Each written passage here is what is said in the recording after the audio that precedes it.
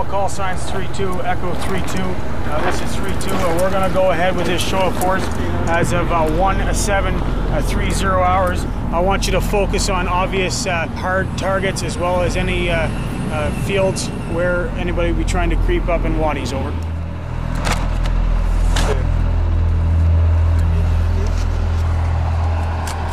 I just think some people are born for it. Some people are born to be a doctor, some people are born to be vets or whatever. We're warriors. That's what we do. We're good at it. A lot of it's our training, but a lot of it's who we are. First, Second World War, Korea, you know, Canadians always shine. I guess it's our turn.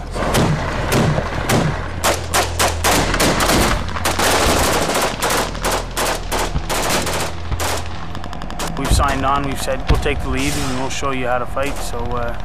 And you're in the front lines? Yes. But don't tell my mother that. Hit that flare!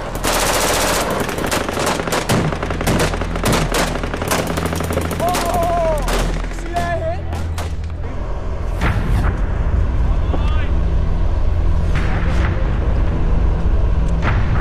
So why Crazy Eights? Because we're just the best there is. So you'd be crazy to fuck with us.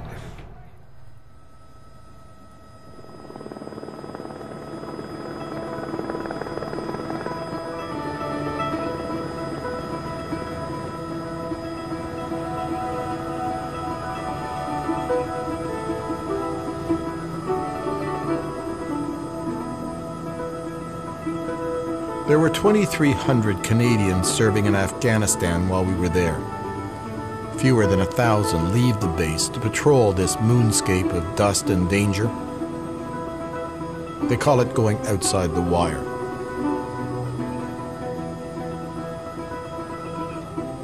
We spent October with the troops at Kandahar Airfield, in Panjwai, a traditional Taliban stronghold, and in Spin Boldak, a forward operating base on the Pakistan border.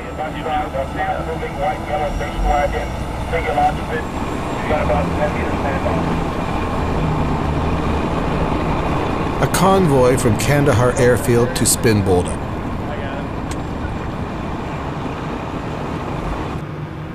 Inside the armored vehicle, it's cramped, dark, and uncomfortable. I'm told if there's an attack, I'll be thrown in a ditch and just stay down.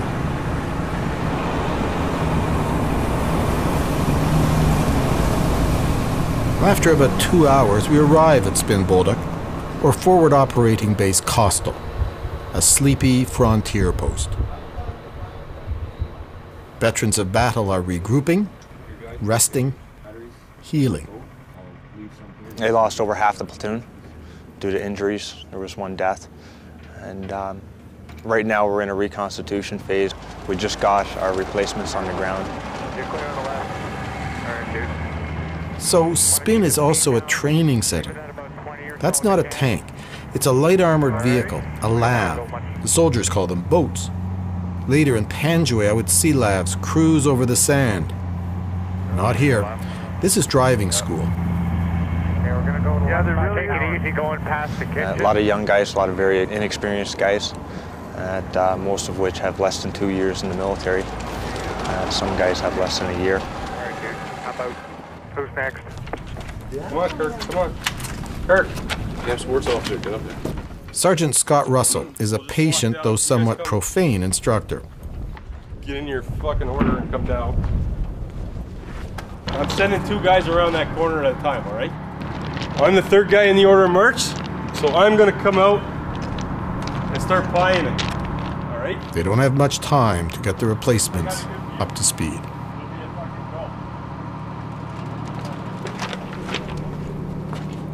Okay, let's start picking up your spacing. Open space right. Okay, open space clear. Guys have been through a lot, and guys that have got pretty close. So coming in as a replacement, it's hard. You know, we gotta try and make that brotherhood as well, and we gotta do it in a short period of time because we're getting thrown right to the fire. You're the number 2. You're gonna take the bomb, obviously hold it in the tip of your hand. You can just let go, drop it gently. As soon as you drop it, you're gonna bring your hand around and down, so you get it out the way quickly. If you don't get it out of the way quickly, you're going to be losing fingers, because when that bomb shoots out, it's going to take a thumb or a finger with it. I've never been in it. I've never been in what everybody calls the shit. I don't know if you can put that on camera or not, but I've never been in anything like that, so it's hard to say if I'm ready. I'm as ready as I can be. If something did go off, a car bomb and that, you're going to lose a couple guys, but you always lose somebody. And that brings the point why it's important to have your point man. He's the guy that has to approach the vehicle. Somebody has to take the risk, and he's the sacrificial lamb. How many in the vehicle? Can't really prepare for it, really. You can tell them what's going to happen. You're going to be like just mentally prepared, but things go down and people die, and how do you prepare for that, really? The last time 8 Platoon was on television, it was a wrap ceremony on the news. In October, they are still nursing wounds and memories of a month ago, Panjwai, where they fought in Operation Medusa. I turned around, my buddy Keegan was standing there in the air gunner's hatch, just covered in blood, so I asked him what was up. He just looked at me and said, "Cushly."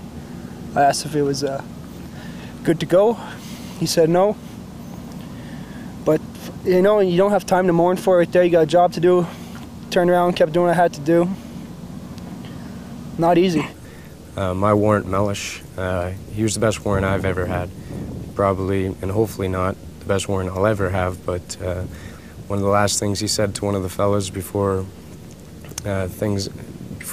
his unfortunate incident was, "You hold this line, don't give an inch. Today's payback day, boys, we're gonna get him." And he walked off to make sure his friend was okay or to see what he could do, and that was the last time we saw our warrant.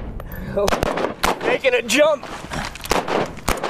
Medusa was the biggest battle Canadians have been in since Korea.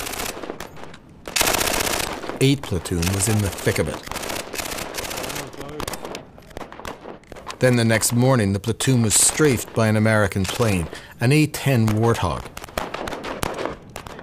They were literally gunned down in friendly fire. Same time. So I was out there brushing my teeth with my Master Corporal Bellamy, and I saw 2 of those little sparks go. I knew instantly what it was. Ran and dove into the back of the lav. The Master Corporal, quick on his feet as well, and he dove in as well. The Taliban was a water bottle. Fortunately for me, and unfortunately for him, he landed on top of me and took a couple hits for me. But that's what Master Corporals do, I guess. Thompson got some, Mitch got some, I got some. Like pretty well everybody in our platoon got some. I got hit in both triceps and then in the face here. I just got 2 shrapnel in my back. About 16 injured, not more. 1 KIA, Private Graham. The Crazy Eights became famous. Warriors one day, decimated the next.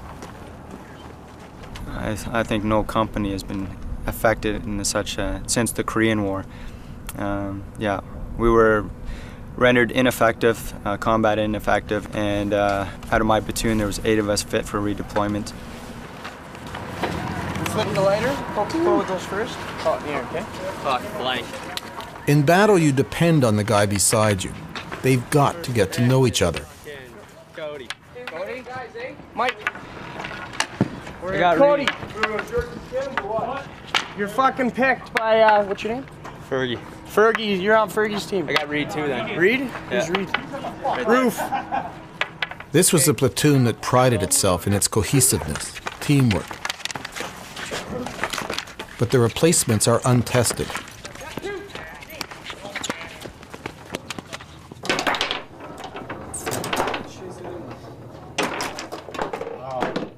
Still, the replacements are beating the older guys at foosball, much to the frustration of John Bellamy. He's the Master Corporal who jumped into the back of the lav and took the shrapnel, heading for Private Keegan. He didn't want to be interviewed, then challenged me to a game of chess. As we plot the movement of knights and pawns, he relives the horrible morning of the A-10 attack. The guy who died, everybody speaks very highly of. Mm-hmm. The Olympic athlete. Yeah, Mark Graham. He was a very good soldier. He He will definitely be missed. One of the guys said it was pretty interesting for all the near misses because, you know, an inch left or right or a centimeter left or right and you would have been dead, but there's so many cases of that, it was unbelievable. Well, you're a case in point. Yeah.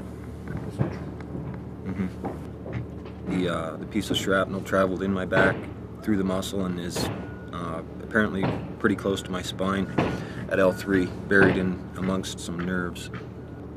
So that they left it in because they said it'd do more damage taking it out than it would leaving it in. So you got a souvenir at Panjway. I would have liked to have taken a different type of souvenir home, but, you know, take what you can get, I suppose. God, I'm stupid. Foolish moves. I'd take it. It's a gift. Don't expect it again.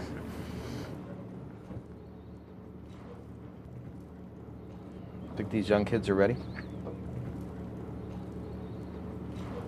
Not even close. The new ones that we just got? Yeah.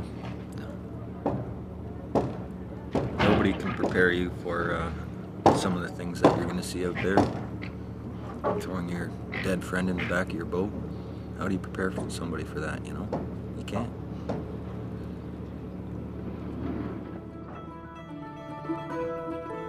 We know we will be going to Panjway soon, we just don't know when.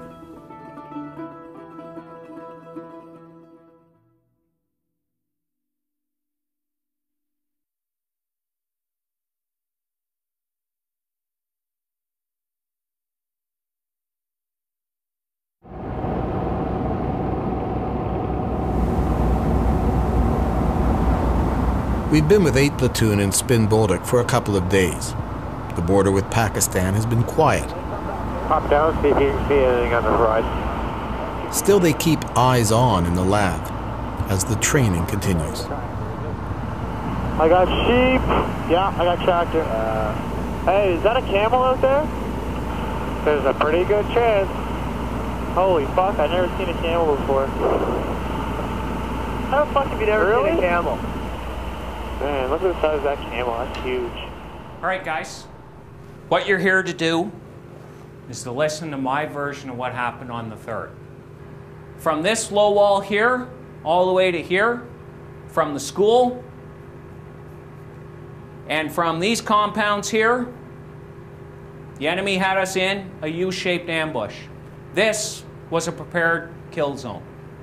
Sergeant Scott Fawcett briefs the replacements with his personal account of September 3rd, Operation Medusa. So once we got the casualty collection point up and going, it is mayhem. You have wounded coming in. You still have a battle ongoing. You are taking stress casualties and you have taken dead. You have to stay focused on what you're doing. I know you're tired. I know you're mentally stressed out. I know you're terrified. All right? But the enemy was still engaging us even out in the wadi. All right? So when you get out of the back of that boat and all the casualties are being carried in and all the battlefield noises are coming in, you still have a job to do. And you have to do it. All right.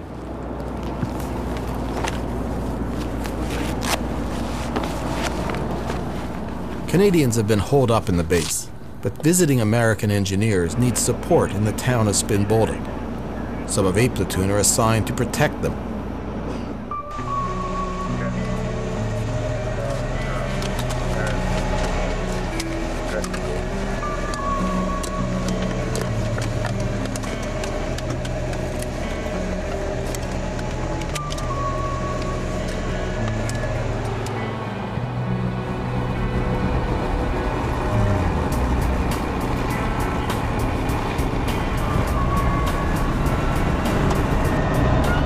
There's some anxiety.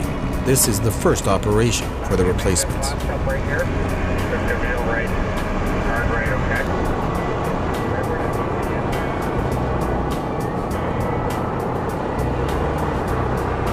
3-2, that's 3-2 Charlie, lockdown, over.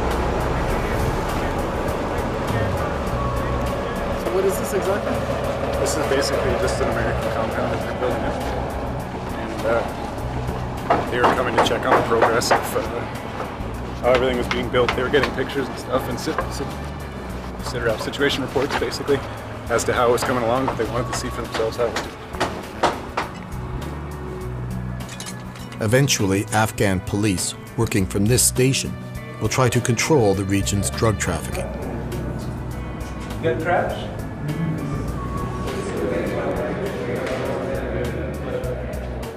While the Americans tour the construction site, the Canadians keep watch outside. That Crazy 8 badge is not military issue. That's just for 8 platoon veterans.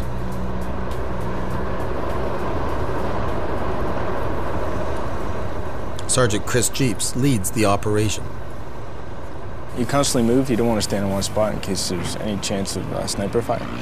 And it doesn't create a good target for the enemy to hit you with. So.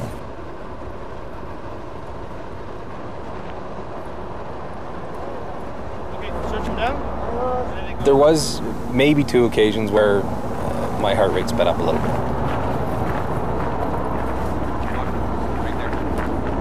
A couple of Afghani guards wanted to come in, and they didn't understand why they couldn't, and we wanted them to stay back until we can confirm who they were. They, I guess, feel they don't need to confirm themselves, but we really, really do.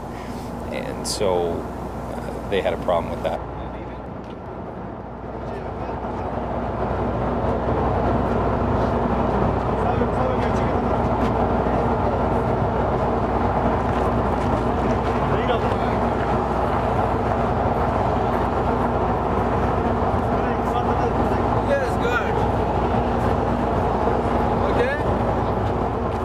My first experience with having to worry about possibly having to pull the trigger. You were ready to pull the trigger if you had to? Absolutely. There's nothing on this planet that would make me want to leave my wife and little girl without a husband and father. So that's what it boils down to. I'm here to protect myself, my fellow soldiers, and my family. The mission is a success. Some soldiers said they heard gunfire, warning shots. I didn't. But a few days later, there was an attack. On the same road we had traveled to town, an IED, an improvised explosive device, exploded under an Afghan national policeman's car. He was rushed to the base. Do you have means of transportation for the victim? Roger, we'll be bringing him in by Gators momentarily. Do we have an ETA on that boat when it's coming in? You'll get it when we get it. Turner Whiskey, Roger. He would lose one foot and almost the other. Lift! Good work, guys. You walk on over. You can hand the IV bag to the medic. I'm going to hop up here with the doc. You need any more back here, or are you good? Good back here if I, with the mass corporal right there. I got you. Thanks. You just need one there? Just take it easy, not too fast.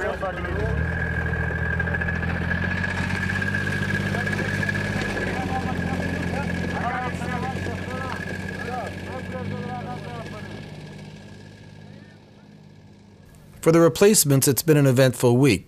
Their first mission, a paramedical procedure, and finally their orders. They are to head back to Kandahar airfield, then on to Panjwai.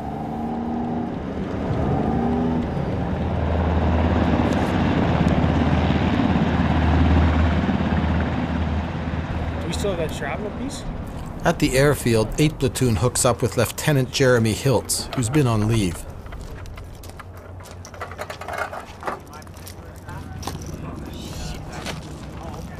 It's been a quiet month on Highway 1 through Kandahar City, and that makes people nervous. The most possible threat to us today is in the vicinity of Sriracha right here.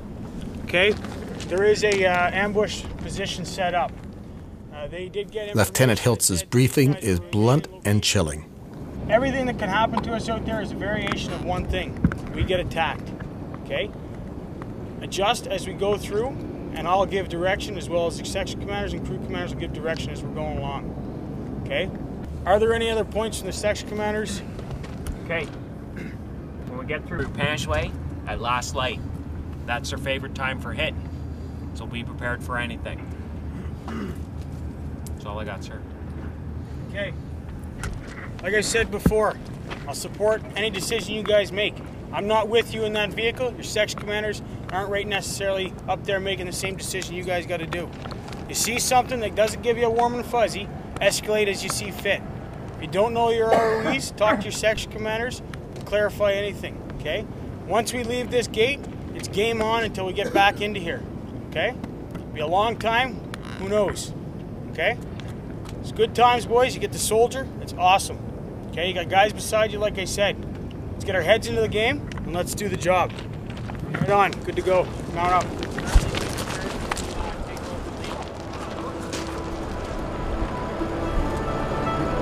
This is a volunteer army. This is what they signed up for. There is more a feeling of excitement than fear as the convoy heads outside the wire to Panjwai.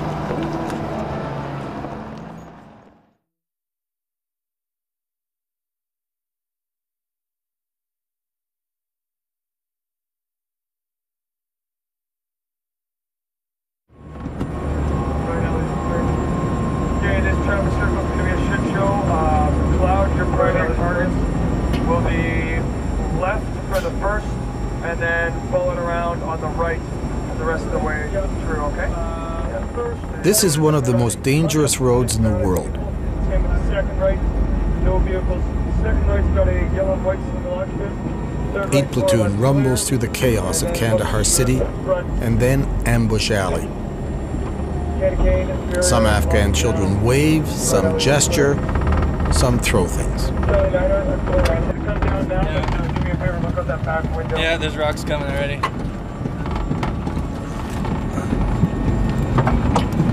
That was a nice one. That was a good one.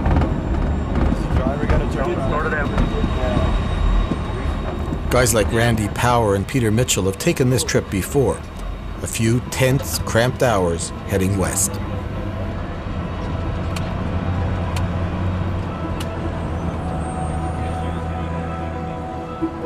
At first in Panjwai, all you see, breathe, and feel is dust. The desert seems covered in talcum powder.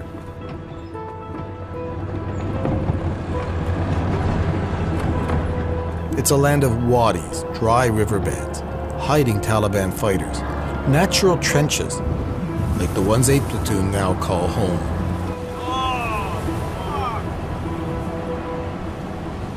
Half the platoon settles in Strong Point North. Just 1,300 meters away, the rest camp in Strong Point Center.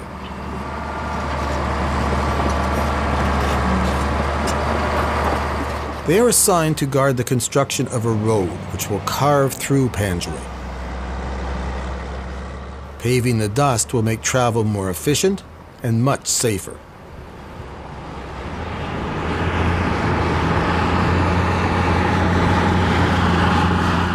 But 6 soldiers have already died defending this road. So if we keep traveling up and down the way it is now with that moon dust, it's very easy for them to plant IEDs. So the faster we get it built, the faster things will start moving. IEDs to me worry me more than anything. Like I worry about Taliban, but not as much because I know what we got.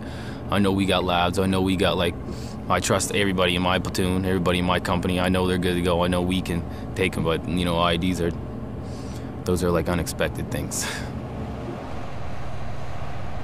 IEDs, or improvised explosive devices, aren't their only concern. They have to keep a watchful eye. If we have any suspicions or any ideas about where an enemy may try to push into, we'll push out and try to preempt them. See it, Dawson? Yeah. Yeah, there's 2 of them. 2 of them now.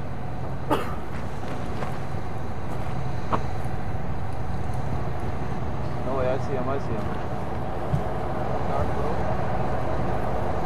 Sergeant Jeeps leads a group, including an interpreter, to question a suspicious family.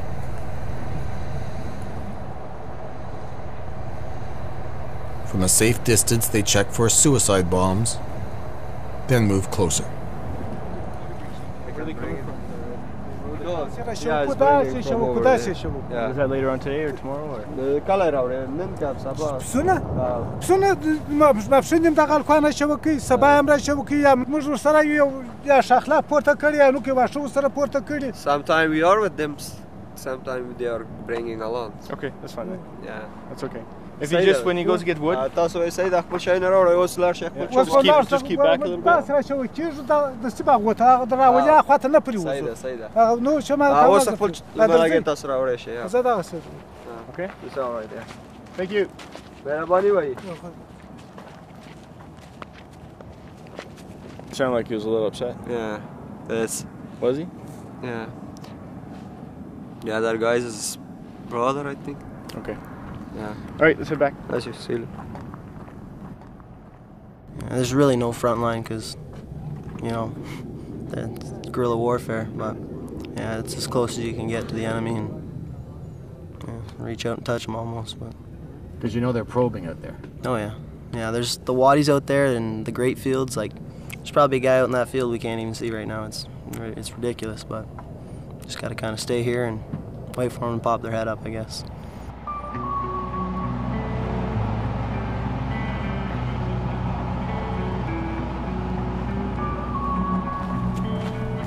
Almost every day they go out on patrol.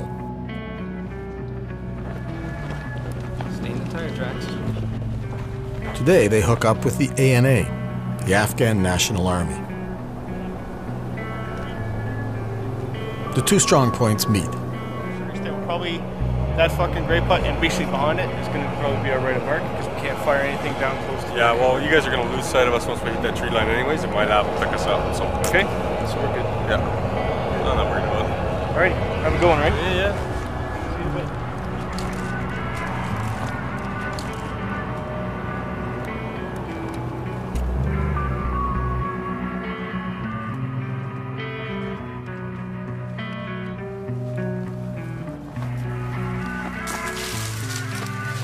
This is not like the first mission in Spin Boldak. That was somewhat anxious. This is the region where most Canadians have been killed.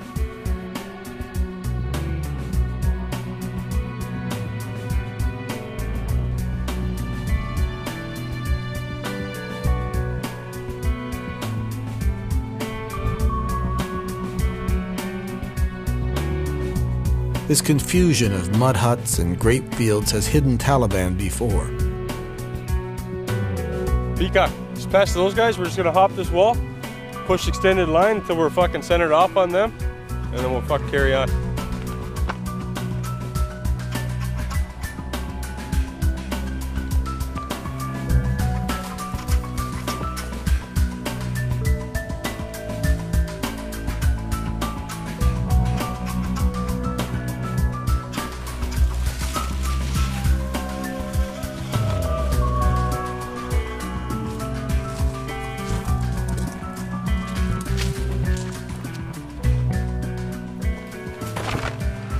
For you guys who haven't, who just got here, you can see the defensive nightmare it is to attack somewhere like this.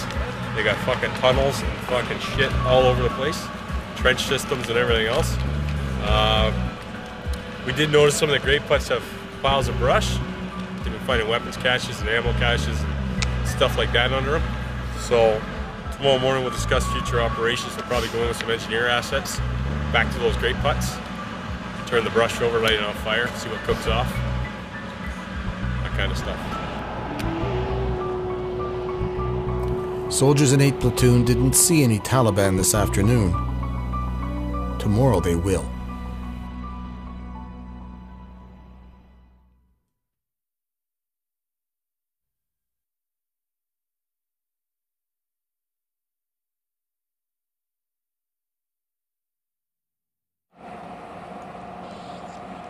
It's often said that a soldier's life is 10% excitement and 90% boredom.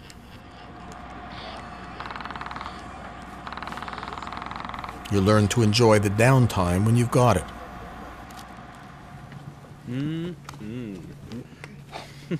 Whoa. What do you got there? I don't know. Sloppy Joes. Sloppy something.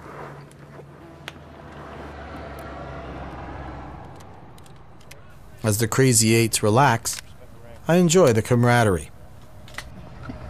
After you took that shrapnel for me, back in that 810 Warhawk straight. He dove on you and the officer? Yes. Yeah, I was there. That is true, eh? He dove on you? Yes, he did. Covering his private.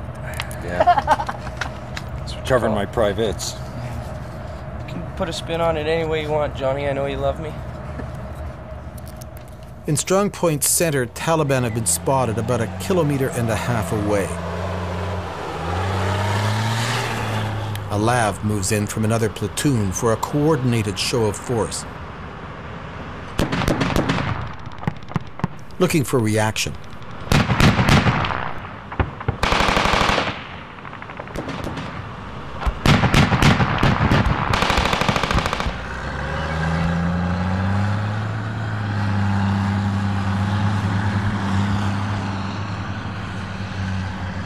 Master Corporal Randy Power is on communications. Okay, enemy strength is just being sent right now, 20 pers, located in graveyard.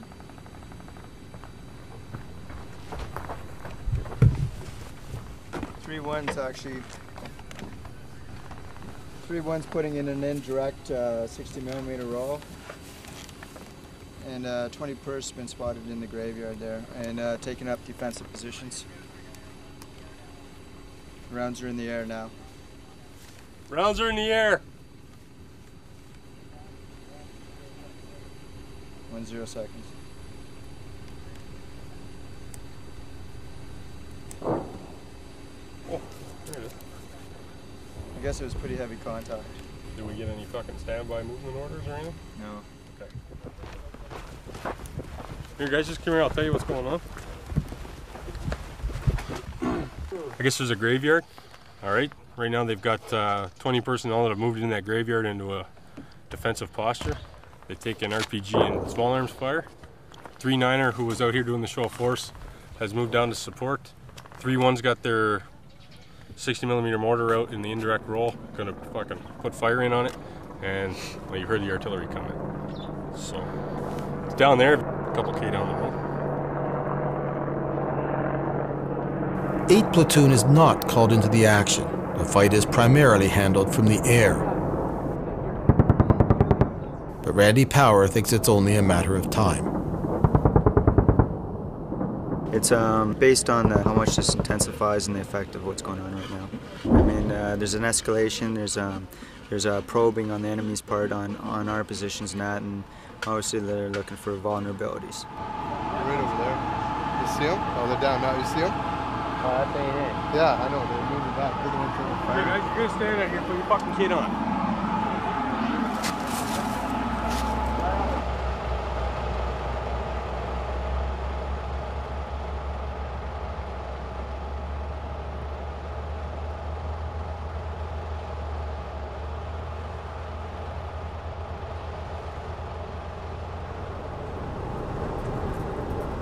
That night was the most tense we would witness.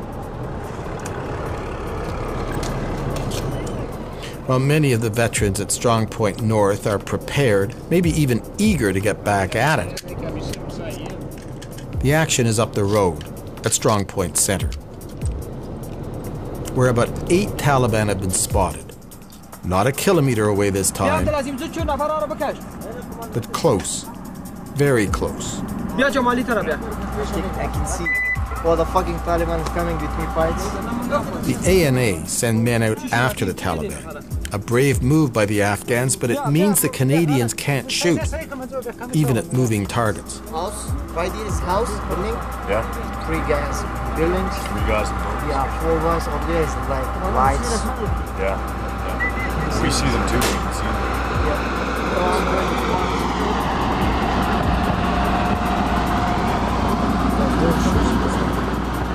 Yeah, because you can see, and guys, you tell for me.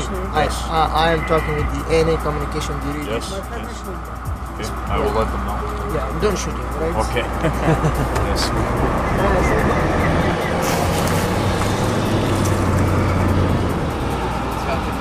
Right now, 5 unique people on it.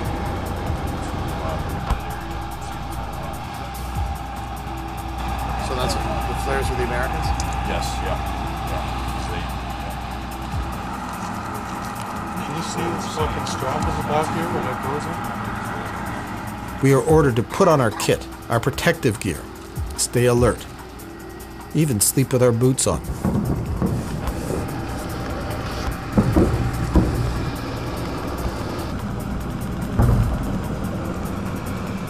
There is scattered gunfire all night.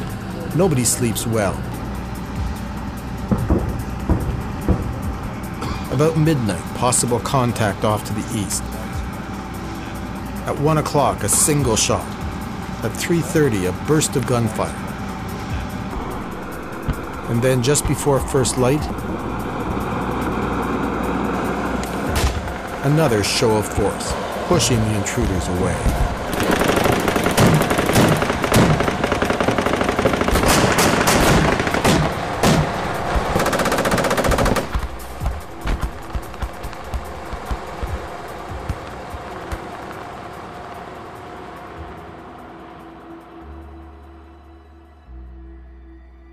It was an initiation for the replacements, and for us, but just another night in Panjwai for the Crazy Eights. I think we're used to it by now. But, it's Afghanistan.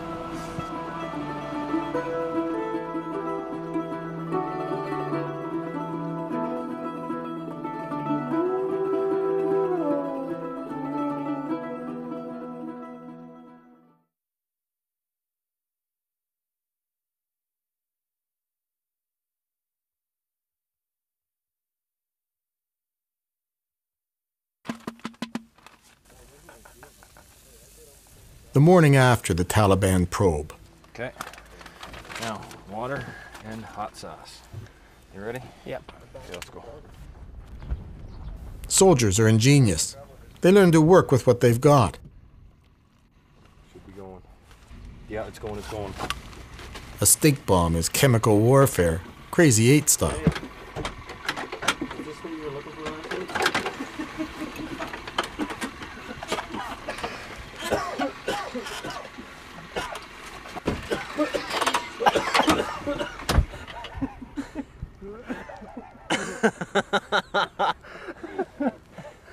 Think that's funny. Fuck, guys. Where's your gas mask, Kirk? A lot of good it's doing you. After a few days, I get the rhythm. You're on watch or waiting your turn. I realize that I have stopped thinking of them as replacements and veterans. They are now all soldiers. By our last day, I'm starting to feel at home in the dust, settling in as Private Steve Keegan holds court with a message for home. Tell the camera what is in that letter. This is a letter to Don the Man Cherry, Voice of Canada, and that other guy was Ron, I think. Ron? Just kidding, Ron.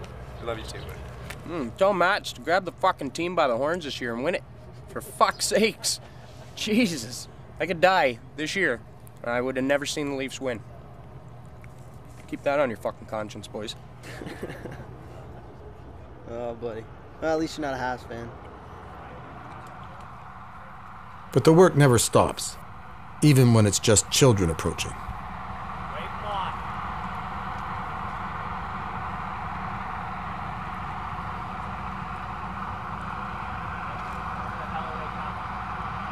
Don't let him in.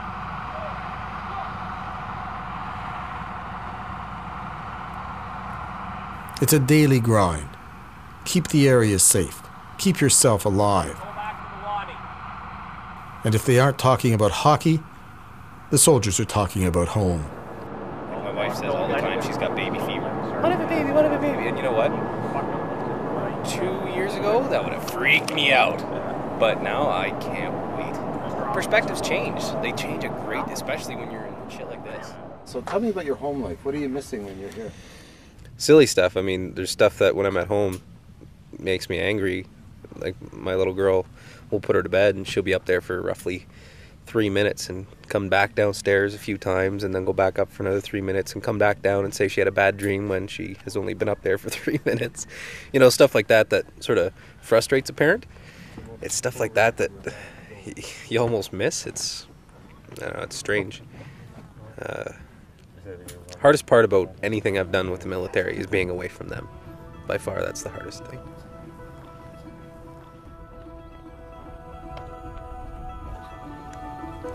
You here to replace me? See. 6 purse, funny males. Yeah, but they were just hucking that shit off the roof earlier to the front of us. And all of a sudden, they've slowed down and they're just kind of dicking around, so I don't know if anything's up there. Just look for any boxes or weird shit that they're taking off. What do you worry about? I guess it's how my friends and family's gonna react if I don't make it home. That's the only thing I worry about. I'll be dead, so I don't have to worry about that, but I worry about how they're gonna feel. Worry a little bit how much this is changing me also. When I get home, I'm sure I'm gonna be a little different, but I guess I'll deal with that when the time comes. 3-2, let them know we've got a jingle truck that's approximately 200 meters west of my location, 6 times fighting age males. I want to get in there and find out what they're doing. Any particular formation? Yeah, let's go fucking, go extend the line, we'll just walk across. Extend the line? Yeah. Extended line.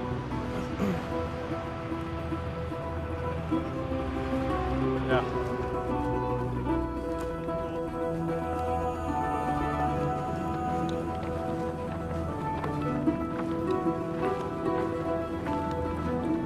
Yeah, the Crazy Eights, we've done quite a bit out here. We've seen quite a bit, and I think that everyone here has handled it well, and nobody's ready to go yet.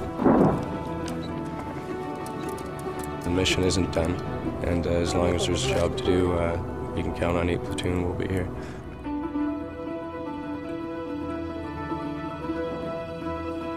At the end of October, we headed home.